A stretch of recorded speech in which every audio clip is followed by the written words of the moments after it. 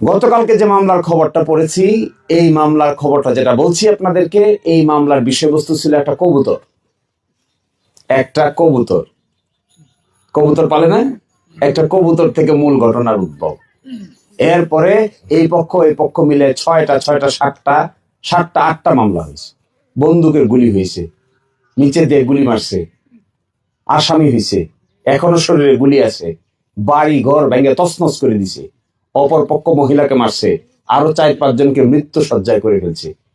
সর্বশেষ এত কিছু হওয়ার পরে শুরু হয়েছিল হলো একটা কবুতর, কবুতরটা আমার না কবুতরটা আপনার, এইটা দেয়া। শেষ হয়েছে হলো মহিলার হাত পা ভাঙা, 4 জন মানুষের মৃত্যু প্রায় অবস্থা, 10-15টা বাড়ি ভেঙে গোরমার, আর এখনো মামলার আসামি হয়ে প্রতি মাসে 65,000 টাকা বিল।